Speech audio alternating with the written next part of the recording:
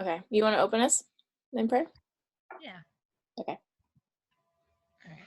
Heavenly Father, I thank you for the time you've set aside for us in this study to be with you, to meet with you, to hear your heart, and that you are taking care of all of our needs and wants even before we realize it, Lord. I thank you for those reminders that you've just gone before us and you've taken care of all of that, Lord. I just pray that we leave all those things at your feet, all those worries and fears, that you would just take care of him, Lord. I pray for the women in the study and their day-to-day lives and what they're taking care of right now, Lord. I pray that you would be with them and still let them know that you're there and you care about them. And I thank you for Dee for taking the time to lead us in this study and being mindful about all the things she's chosen for us to learn. And I thank you for her and the time she's given for this, Lord, and all these things. Amen. Amen. Thanks. All right. So in the section of our book, The Ruthless Elimination of Hurry, on a chapter of Sabbath, last week we talked about Jesus's take on the fact that Sabbath was made for man and not the other way around. And then he goes on to a few commands that he talks about the Sabbath. I'm just going to read one because I think it really played into what we talked about this week. And then we can get back into our study. So the command that I'm going to talk about in this book that he writes about is Sabbath as rest and worship. So the setting is Israel was camped around Mount Sinai, fresh out of Egypt. They were about to become a holy nation, the people of God. But first things first, they needed a manifesto for how to live in the new reality. So God laid out the 10 Commandments of ACLU courthouse fame. And one command was longer than all the rest, way longer. If you were to configure the 10 Commandments as a pie chart, this one would take up over 30% of the pie. And what was the command? Remember the Sabbath day by keeping it holy. I love the opening word, remember. It's easy to forget there is a day that's blessed and holy, easy to get sucked into the life of speed, to let the pace of your life ramp up to a notch shy of insanity, to forget Creator, which is not me, creation, which is me. Remember that life as it comes to us is a gift. Remember to take time to delight in it as an act of grateful worship. Remember to be present to the moment and its joy. Humans are prone to amnesia, so God commands us to remember. Then God said this, 6 days you shall labor and do all your work, but the seventh day is a Sabbath to the Lord your God. The remember part I thought was interesting because of how much Priscilla was talking about remembering and how the idea of remembering where they came from allowed them to have an attitude of gratefulness and worship. That was his whole thing was remembering the day that it's holy. But I love how she was talking about remembering where they came from. Notice that key line, a Sabbath to the Lord. That can also be translated as set apart for the Lord or dedicated to the Lord. So the Sabbath isn't just a day for rest, it's also a day for worship. By worship, I don't necessarily mean singing at church, although that's a great example.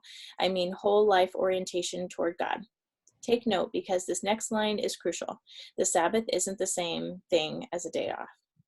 What's the difference? Eugene Peterson had a name for a day off. He called it a bastard Sabbath. I said a bad word in Bible study. Just kidding. The illegitimate child of the seventh day in Western culture. On a day off, you don't work for your employer, in theory, but you still work. You run errands, catch up around your house or your apartment, pay the bills, make an IKEA run, there goes 4 hours, and you play. You see a movie, kick the soccer ball with friends, go shopping, cycle through the city, and that's great stuff, all of it. I love my day off, but those activities don't make a Sabbath. On the Sabbath, all we do is rest and worship. When I Sabbath, I run each activity through this twin grid. Is this rest and worship? If the answer is no, or kind of, but not really, or then I simply hold off. There are 6 other days for that. What's the rush? After all, I'm not in a hurry. And notice how easy and free and spacious and non-legalistic this command is. Rest and worship are broad categories. Plenty of room for interpretation based on your Myers-Briggs stage type or stage of life. There's no formula or checklist or schedule. Sabbath will look very different for, say, a 30-something introverted pastor raising a family in a busy city like me, or for a 20-year-old single girl living in a college dorm, or empty nesters living on a farm.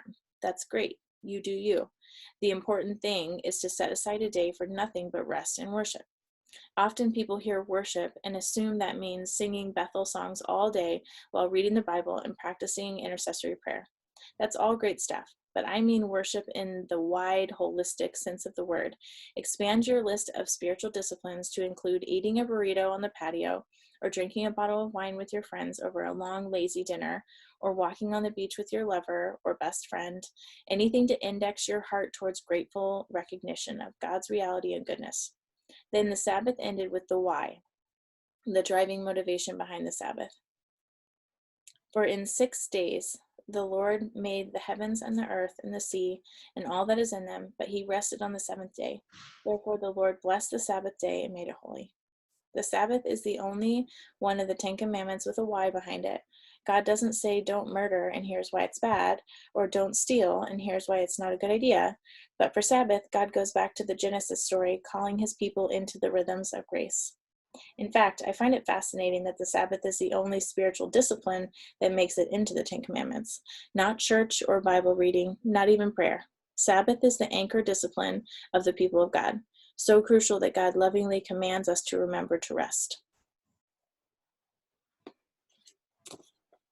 It's interesting that it's the only one that he gave a why for.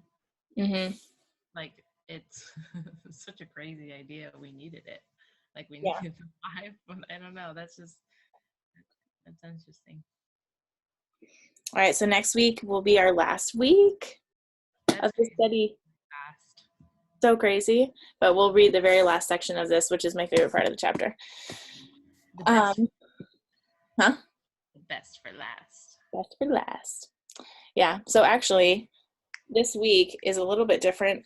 I mean, I'll say this right now before we jump into our questions, but we actually watch videos 4 and 5 this week, because we watch video 4 and then we do week 4, and then week 5 is just like a closing video.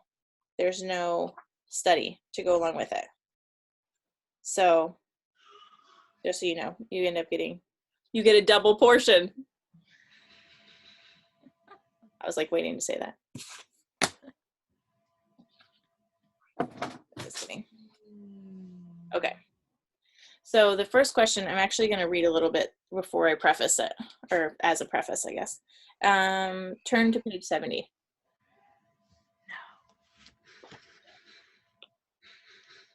Everyone's going to hear this call is going to be like, they were having fun while they recorded this. Okay. Second paragraph down. So she's talking about God's business. This week's big idea was obey. God will take care of the rest, and take care of God's business and let him take care of yours. So she said, we have so much to tend to, don't we? Children and spouses and projects and endeavors fill our hours and our brain space. Somebody has to do them. Somebody has to fill in the gap of effort required to get from the beginning to the end. Most of the time we assume that the individual responsible for all that should be us. It has to be us. Who else is going to do it? I literally wrote, heard that. What did you write? Heard that. So the first question of the evening is, how might an inability to trust God be keeping you from experiencing his activity in your life?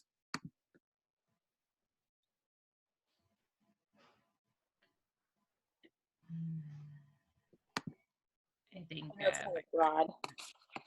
not trusting him, you could be afraid to make a decision, and in that decision, like, you can see him move and work and provide and be faithful. And if I okay, bring it back to me. So if I if I decide I'm not going to be working, in that space, God can produce so much, like for Kirk and I, and financially, moving, any of that. But it's scary. There's a lot of fear. There's also the like identity aspect of who I am as a teacher and what I love, and having that being taken away. if I don't trust God, then I could be saying I'm making what I think is the best choice for me, and I'm going to remain there. But by doing that, I could never see this possibility for this road that I have no idea what it's going to be, or who I could be, or what situation I could be in, whether it's education or not education. And it could be even better than what I could imagine. And so I feel like sometimes it's fearful to make those decisions, but by not making it, you're also limiting yourself from experiencing God's best, what he wants for you. Even though I don't know what that is, and it's hard. Yeah. I don't know. That's what comes to mind for me when I hear that. Yeah. I didn't realize that the double portion, I mean, I don't know if this was something that you like realized too when you were listening to her video, but she was saying how it makes it sound like the people gathered the same amount as they normally would have on Friday, but then they got home and they were like, oh my gosh, there's twice as much. How did that even happen? And it was like a miracle. And I was thinking about that and I was like, if they had gone out and tried to gather twice as much in preparation, then they wouldn't have had the miracle, because it would have been them trying and then them not being able to see that God had that miracle in store for them. And I feel like that like kind of goes back to that verse where in the New Testament where it says like, when we are weak, then he is strong. And it's like in our weakness, when we physically can't do something, then that's when his strength gets displayed and we actually get to see him working like that. And like how many times do we feel like, no, I have to do it. I have to be the one to like be the strong one. I have to be the one that provides. I have to be the one, all this stuff. And then we don't even allow space for God to do those crazy miraculous things where we're just like, whoa, like you're working, you're alive, you're doing this like in my life right now. I can't believe it. And like I was in the grocery store the other day, and the lady that blows up balloons, her name is Miss Holly. She has a fun relationship with me and my kids. We talk to her all the time because the balloon station is right across from the Starbucks in the store. So I'm always waiting for Starbucks. So that's how we got to know her. And anyway, she had an opportunity, a medical issue going on where I asked if I could pray over her while I was waiting for my Starbucks. And so we prayed over her in the store. And then I told her afterwards, I said, I always pray for God to do a miracle of healing in people because I've seen him do it before. And she like looked at me like surprised and she was like, really? And I was like, yes, I know that he can heal you. Whether it's his will or not remains to be seen, but I know he can. So I always ask for that. And I feel like that, like when you see miracles happen, then you want more, like you want to see it again. You want to see God work that way. So, but again, it's like making space for that to happen.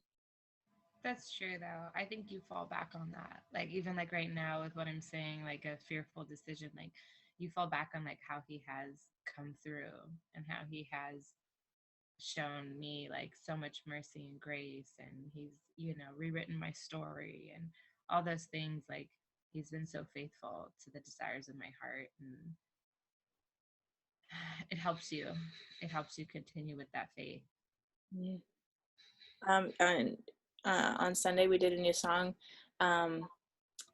It was the version of Shane and Shane's hymns, like that were live. They did a whole album of hymns live, and the name of the song is "His Mercy Is More." Have you heard it? I don't know. It's so beautiful. It's such it's like been stuck in my heart and my mind all week because of playing it in church, but it's such a beautiful song. You should look it up. Shane and Shane, His Mercy Is More. It's so good. Just from what you said, it made me think of that. Is there an area in your life where you've seen the tendency towards excess actually eat away at other areas of your life? I'll go first. I I'll let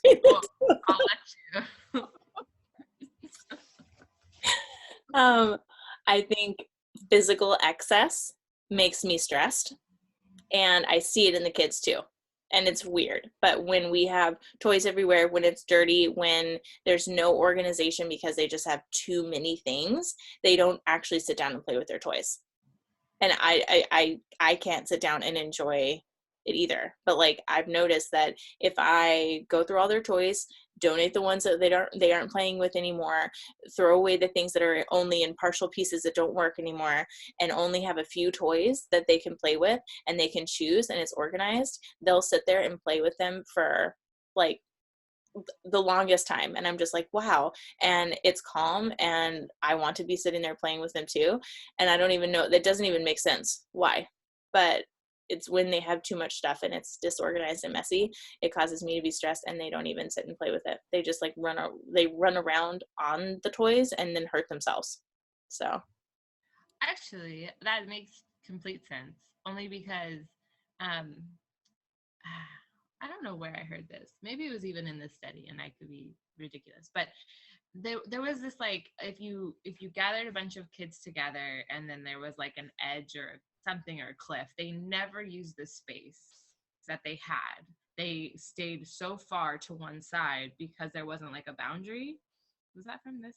yeah, I think it was because Okay, so that makes sense, because like even like right now I'm in the playpen, and when Ray is in the playpen, she plays great. But if you take away the playpen, she just wants to get into something else, and something she just doesn't know how to like play and sit. Like the space is almost too big for her.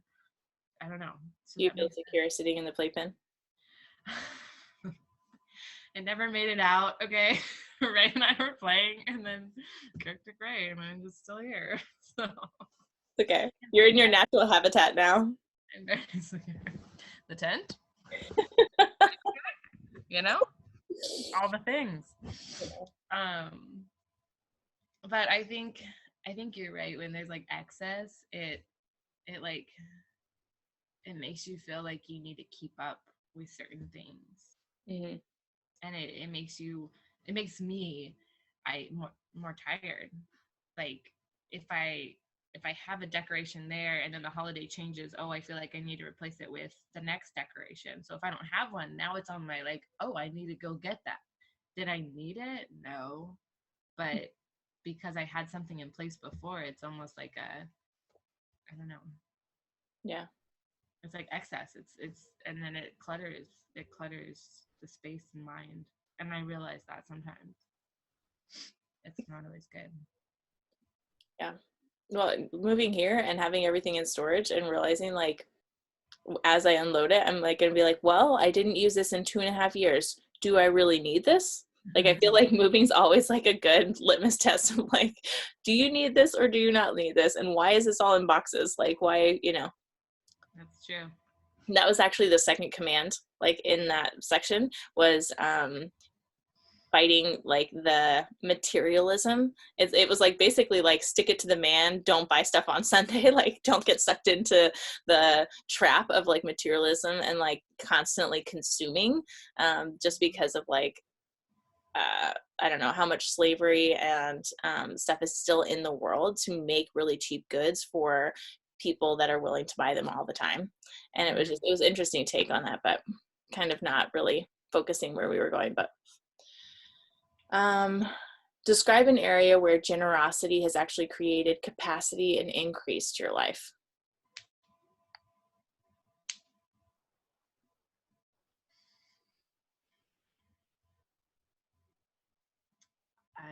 I don't I don't have an answer for this There's no one. one else here. There's no one else here to go to Right? go in the quiet silence, awkwardness. I think generosity is like a scary thing. I think because like finances, I feel like money is like the thing that I tend to like hold the tightest. I mean, like Mason and I talk about like worth of things, and he like sees the worth of like our time and like how much time we spend on things and like things like that. I don't really like think of time as being something like you can be generous with a lot of different things. You can be generous with your time, with your money, with your efforts, like your abilities, your talents, things like that. And I think I have the hardest with like actual money because right now I don't bring in any money. So like I want to have a heart that like gives and gives and gives, but then I get a little bit convicted because I'm like, well, like, is this okay that like Mason's just making all the money and I'm just like giving it all away? And then, and then can I justify like splurging and buying something on myself when I'm giving away our money? And then are we going to end up putting stuff on credit cards and, that kind of stuff? And so I like really, Sunday, actually, our pastor was talking about giving, and we're doing like a campaign to build the church building that our church is going to have. And so when they started doing this campaign of giving, Mason and I weren't members of the church yet. So we had never, been giving to this building campaign. And then I was talking to Mason about it this week, and I was like, like we have given so much time and effort and ability. Hey, Nanny. That, now we should think about this. Like, this is going to be our home church. Like, we should think about this. But we're also in an interesting situation because we don't have a mortgage right now, but we've just started building this house. So within the next, hopefully like 8 months or something, we are going to have a mortgage, and then we're going to have bills, and then we're going to have all these things that we haven't had while we've been living here. So making a financial commitment to continue to give something if our season of life is changing, it's like, well, okay, am I going to trust the Lord that if I choose to give to the church now, is he going to be faithful to continue blessing us where we're at later so that we can continue to do that, things like that, talking through things like that. And of course, like I always want to say yes, but then there's always a hesitancy in me to like hold on to it, to be like, no, actually that's my money, like that's my comfort, that's my, like that's what, am I going to give that to the church, or am I going to still be able to get Starbucks when I want to get Starbucks? Like, and if it cuts into my comfort space, then I'm like, oh, was this the right choice? Like, is generosity the right choice if it like makes it so that I can't get coffee out? Like, and then I'm just like, well, that's ridiculous, and so there's just like this like inner conversation that I have about generosity. But then I feel like when you see what happens with your money and your time when you give it away and how it affects people in a positive way, it's like every time I'm always like, oh, I wish I could have given more. And so I feel like that does create more, like that does increase your life, and the fact that your life has more meaning when you're affecting other people in a positive way, where you're like, wow, like I did something good today, and then it does increase. So I don't know, that's just what I was thinking about this week as I was thinking about that question. Yeah, that's a big deal, making the commitment to tithe and sticking with it. And that is like, those are hard conversations, especially when you don't know exactly where you're at financially with your bills and mortgage. But I know when it comes down to it, it's about your heart. And that's what matters most, not like the amount. And I come back to that. Because even going from like both of us working full time to part time, it was like, oh, does that change? Those are all the conversations you go through. But I think when it comes to money and time, I almost see those. I mean, I hold on to money. I think more like when she was talking about like, where's your security? And sometimes I realize like, oh, I feel secure. There's a savings, a certain amount in the savings, just in case there's an accident. And I think part of me realizes like, it should be God's going to take care of me. I don't need to know that I have X amount for an accident or for something on the house, or to just know like he's going to work it all out and provide. And I feel like mom has always done a good job reminding us of that and teaching us. So I don't know why I have a hard time I feel like I have to hold on to money still.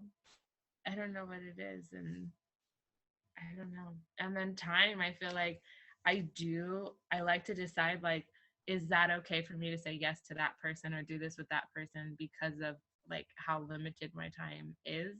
And then I do find out like there's most of the time it's like, okay, there was a conversation that was meant to happen with that person. Mm-hmm. And it does. Sometimes it even fills me up from the situation. And other times it's just like a prayer, like, God, I know you're working, like continue to work.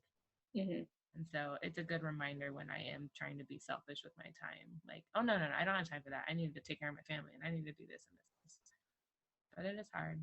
It's a hard balance. But I like how she's making a note, like what's going to help your relationships, what's going to help your family, your relationship with your family, what's going to help your relationship with God. And one of those was like knowing when to say yes and knowing when to say no to my friends, so that I'm a better friend and I'm a better spouse, so I'm not stressed out or trying to spread myself too thin.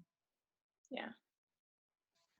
Nanny, the question we were going over was, describe an area where generosity has actually created capacity and increased your life. That was what we were talking about.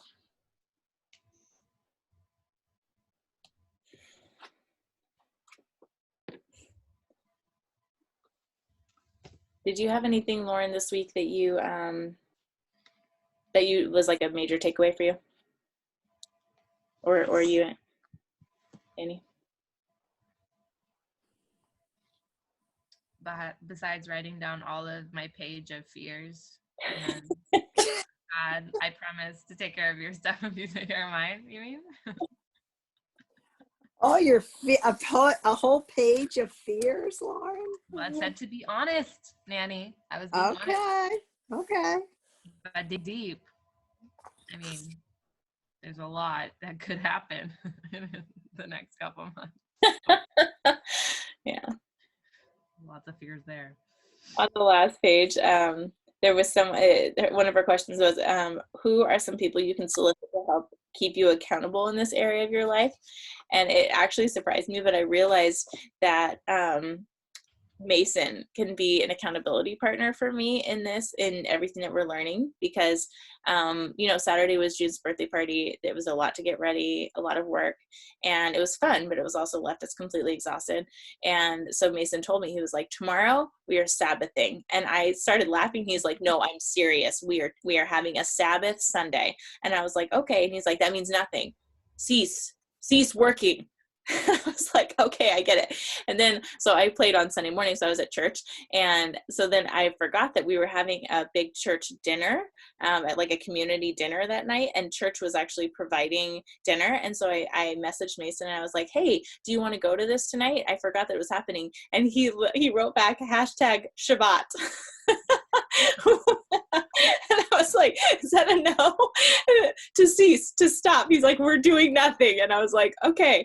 And so like even saying no to good things, like a community church dinner is a great thing, but he wanted to rest and to stay home and just be with our family. And I was just like, okay. And I realized, I was like, he is going to be a good person to keep me in line and to keep me in check when I tell him I want to Sabbath. But then the next exciting thing that happens that we get invited to, I'm like, oh, we could make this like into like a form of worship community, and he's like, no, we're resting. So that was kind of funny to think about. I think sometimes people think, oh, if it's church related, that's good. We can go and do all these things. But even, depending on your church, you can say yes to a lot of things, and you have to be careful about that. And I know I've said this to Deanna before, but you guys have young children, and while God comes first, sometimes you have to learn to say no to things outside of your home, even if they are church related. Yeah. Because your kids will feel that as they get older, like, oh, well, gosh, mom's never home because she's at Bible study and she's at practice and she's at this and that. And while that's good to further the kingdom, your kids do see that as they get older. So it's always, I think you have to have a really good balance between, your job, your home life, your church life. But your kids realize those things and need to know that you're going to be there. I think you're right, Nanny. Different seasons of your life, I think, call for service, and you got to be aware of when those are. Well, no, you're absolutely right. Because now I can look back and say, gosh, I did way too much, or I did too little when my kids were younger. And then you get to a different season where your kids are older, like in high school, they don't need you as much. You can do more things, and then you can do even more things as they leave the house. But if you're doing things like, I think at church, especially if you have young children, I think if you're doing things that are involving them or their friends, that's very important for them to see you being interactive in the children's ministry too, even if it's not in their class, but so that they know that you're there. Mhm. Yeah. Well, that's all I got. Any updates on prayer requests? Have you heard anything from Jackson or how he's doing? His mom texted all of us last night, and there really hasn't been any change. They're waiting for him to get into this program at Johns Hopkins. So it could be a couple weeks, it could be a couple months. So no change. But And you, Lo?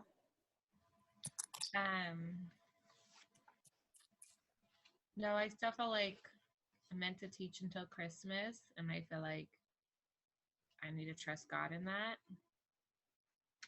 So that's where I'm at. Okay. Day by day. well, I think we should just all keep praying for you for that. Thank you. I think that I have like a week where there's like a lot of peace, and I don't know, I feel God's reassurance. And then I have weeks where, I don't know, I think the devil likes to play on me and like, is that the right decision? Like, and I'm not normally one to waver, go back and forth. Once I make a decision, I'm like, I don't know, I have a hard time not doing it. And so that's been a little weird for me. But again, just trusting God. It's a big decision. It is, and it seems so weird to make it like, it would be so much easier if I was telling them like, oh, my husband got a new job and we're moving. I can't teach it. Like, but to say like, if I'm here and I'm not meant to teach after Christmas, like I can't imagine not finishing a year with kids. I can't imagine like just the responsibility I have to my partner teacher and the kids. And I know I'm making the right choice for my family, but it's so weird and hard to think about. And then like benefits, Kirk and I looked at his benefits, so we're putting all of us on him, like, and it does start after Christmas. And so it was just interesting going through all that today. And you know, the whole, is this the right decision? And no, God gave me the reassurance. I need to trust that and hang on to that. And but I would appreciate any prayer just for Absolutely. You know, you. you're probably thinking about your students, and you don't want to leave them partway through the year, but you need to do what's the best for you and your family. I know it is so hard. It is so hard every time I do like start thinking about it. So an easy transition out. And I know God's hand's been through it all. Sorry, I don't mean to take up so much time, but I've seen him work and slowly kind of like push me out of certain grade levels and away from people that I was very close with, and even working from full-time to part-time was this year. And so I feel like he's slowly made all these changes for me so that I can like accept it. Like I must be really stubborn. And so I just I need to recognize that. And like you were saying, do you go back to all the things he's done to have the faith that we have? And so I just need to hold tight to that. Thanks, Nanny. Yeah, I think Satan tries to make us fear our decisions sometimes. Sometimes we just have to put all our faith in the Lord and not be so fearful about taking those steps, especially if we've had confirmation about taking those steps. Like you said, it's been a process for you. So I think it's just the devil coming in and trying to scare you and make you second guess yourself.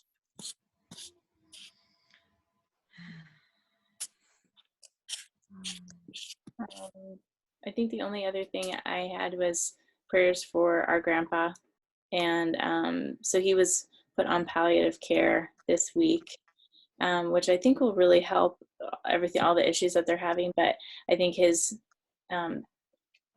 status has just declined quite a bit in order even just to get to the point where they're having palliative care. So if you guys could just continue praying for his health and just wisdom to know what he needs, how to take care of him the best.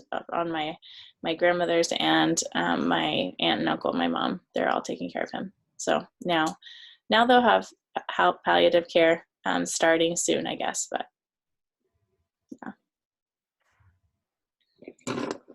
All right. Well, I will close this then. No new prayer requests? I think prayers for Tanya, our pastor's wife, Oh, yeah. would be good, as she's battling cancer and going through a trial drug test right now. So I think prayers for her would be good, just to lift her up. When do they start the new drugs? They actually have started them. Oh, okay. Mhm. Of it.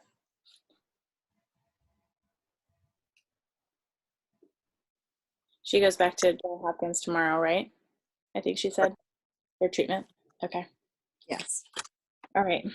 Dear Heavenly Father, I thank you so much for this time that we just got to remember the things that we have learned this week, to talk about your goodness, to talk about how you are making spaces in our lives to have rest and worship, and what that looks like, and how you're working in each one of us in different ways, just showing us more about who you are and your love for us, and how much mercy and grace and forgiveness you have for us. Lord, you are so good, and you are always so kind to us.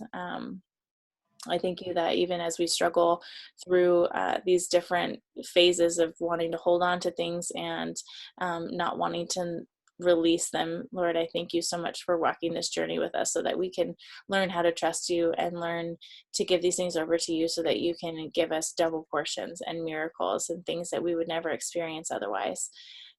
Lord, I thank you for my sister. I thank you for Nanny. I thank you for all the women that have been doing this study also. And I pray that as we go into this last week, I pray that you would continue solidifying these things in our minds, so that it wouldn't be just something that we read about, but it would be something that we practice and take with us in our lives moving forward. I pray for Jackson. I pray that as he's waiting admission, Lord, I pray that you would care for him and lift him up, and give strength and perseverance to those that are caring for him, living with him. And I just pray for the perfect placement for him where he will be going. And I just pray that you would provide him with a team that can really care for him well and lift him up in this time. Lord, I pray for Lauren and Kirk as they're really seeking wisdom in the choices that they're making. Lord, I pray that you would guide Lauren forward on the path that you would have her take, that would be best for her and the rest of their family. I pray that you would continue to give her words, Lord, and guidance. And I pray that as the devil tries to mess with her, that you would just protect her, Lord. I pray that you would put angels around them, around their house, that she would be clearly hearing your voice and your voice alone. And I just pray for Kirk, that as he moves forward to doing different job interviews, and not really sure what the future looks like as their provider, Lord, in the future, I just pray that you would bless him, and I pray that you would bless him with a perfect job to provide for their family if Lauren won't be working. So Lord, I just pray for all the unknowns in that situation, Lord, that you would take care of all of that. And I pray that you would give Lauren and Kirk peace in the middle of it. And I just pray for Grandpa. I pray that you would strengthen him, Lord. I pray that you would heal him, heal his body. I pray that you would give him strength and words that he would be able to communicate well. I pray for his lungs, that you would help his lungs be able to breathe. And I just pray for Mom and Grandma and Aunt Debbie and Uncle Daryl that are taking care of him. I just pray that you would give him wisdom to know what he needs and how he needs it, Lord. And I just pray for his doctors as well, Lord. I thank you for such a good appointment this week and the intervention with palliative care and oxygen and everything, Lord. I thank you for providing that. And I just pray that you would continue to provide for him as you have been doing. Lord, I lift all these prayer requests up to you and the women that are part of this. I pray that you would guide us this week as we move forward and continue teaching us in this last week of study. We love you, Lord. Thank you. Amen. Amen. I told Lauren at the beginning, this week we actually have 2 videos because next week is going to be our last call. So it's going to be the 4th video, do the 4th week of study, and then the 5th video just kind of wraps it up. And then we'll discuss everything next week during the last call. Okay, sounds good. All right. Well, I love you guys. Love you. See you. Bye. Bye.